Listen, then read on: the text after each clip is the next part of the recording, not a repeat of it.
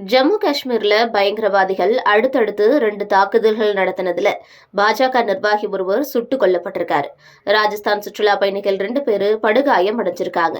மக்களவைத் தேர்தல் வாக்குப்பதிவு நாளை நடக்க இருக்க நிலையில பயங்கரவாதிகளுடைய இந்த வெறித்தனமான செயல் அச்சத்தை ஏற்படுத்தியிருக்கு. மக்களவைத் தேர்தலுடைய 5ஆம் கட்ட வாக்குப்பதிவு நாளை 49 தொகுதிகளில் நடக்க இருக்கு. இதுல ஜம்மு காஷ்மீருடைய பாரமுல்லா தொகுதியும் ஒண்ணு. ஜம்மு காஷ்மீர்ல வாக்குப்பதிவு ஏற்பாடுகள் முழு வீச்சில் மேற்கொள்ளப்பட்டிருக்கு. வாக்குப்பதிவுக்கான அனைத்து பாதுகாப்பு ஏற்பாடுகளும் செய்யப்பட்டிருக்கு. இந்த நிலையில தான் ஆனந்த்நாத் மாவட்டத்துல பதுங்கியிருந்த பயங்கரவாதிகள் அடுத்தடுத்து 2 தாக்குதல்களை நடத்தியிருக்காங்க.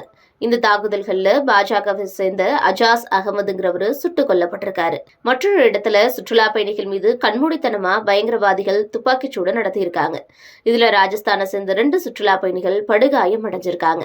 பயங்கரவாதிகளோட இந்த திடீர் தாக்குதல்களுக்கு ஜம்மு காஷ்மீர் முன்னாள் முதல்வர் ஃபரூக் அப்துல்லா, மெஹபூபா முக்தி உள்ளிட்டோர் கண்டனம் தெரிவிச்சிருக்காங்க. மெஹபூபா முக்தி தன்னுடைய சமூக வலைதள பக்கத்துல பயங்கரவாதிகளோட தாக்குதல்களுக்கு கடும் கண்டனம் தெரிவிக்கிறதாவும், எந்த ஒரு காரணமுமே இல்லாம தேர்தல் வாக்குப்பதிவின் போது இத்தகைய தாக்குதல் நடத்துறது கண்டனத்துக்குரியதுன்னு குறிப்பிட்டிருக்காங்க. ஃபரூக் அப்துல்லா என்ன குறிப்பிட்டிருக்காருன்னா, இத்தகைய காட்டு மிராண்டித்தனங்களை அனைத்து தரப்பும் கண்டிக்கணும்னு, இத்தகைய சவால்களை அனைத்து தரப்பும் ஒருங்கிணைந்து எதிர்கொள்ளணும்னு குறிப்பிட்டிருக்காரு. நாளை வாக்குப்பதிவு நடக்க இருக்க சூழல்ல பயங்கரவாதிகளுடைய இந்த துப்பாக்கிச்சூடு அங்க பெரும் பதற்றத்தை ஏற்படுத்தியிருக்கு. இது வாக்குப்பதிவு சதவீதத்தை குறைக்குமா அப்படிங்கிற அச்சத்தையும் ஏற்படுத்தியிருக்கு.